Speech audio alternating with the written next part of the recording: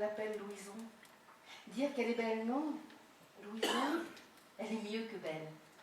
Louison, elle est lumineuse, elle est resplendissante. Louison, nous, hein, tous les gars de la minoterie de Morouze, on est tous amoureux d'elle.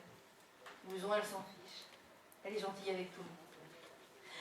À la minoterie, Louison, c'est la coursière. Ben oui, si vous voulez, le téléphone est dans le bureau de M. Marty, le patron, puis après, ben, les ordres de transmission, c'est Louison.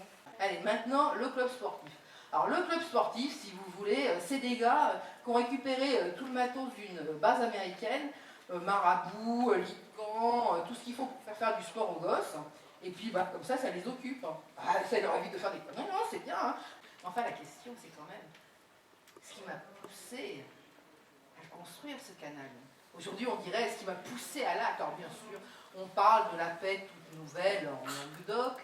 On parle de ma rencontre providentielle avec Charles-François d'Anglure de Bourlemont, à la suite de laquelle j'écrivis la fameuse lettre du 15 novembre 62. 1662.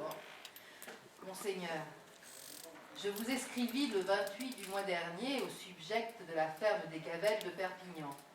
Et je fais même chose aujourd'hui sur un sujet bien éloigné de cette matière-là. C'est sur celle du dessin d'un canal qui pourvoit se faire en cette province du Languedoc pour la communication des deux mers, Océane et Méditerranée. Maria concluait cette histoire chaque fois de la même façon. Sais-tu, mon garçon, que celui qui apportera l'eau aux pauvres gens sera plus utile au monde que tous les fils de rois. Cette histoire, Maria l'a racontée des dizaines de fois. C'était sans doute la seule qu'elle connaissait.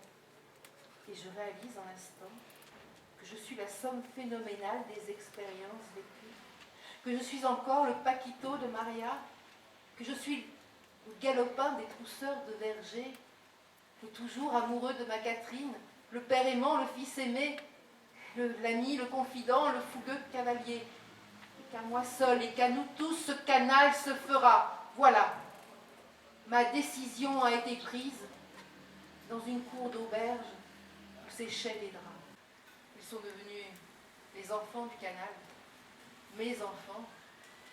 J'ai gravé au fond de la mémoire des mains noueuses, des visages ravagés de fatigue, des membres encroutés de boue, des corps épuisés sous la fatigue et sous l'effort.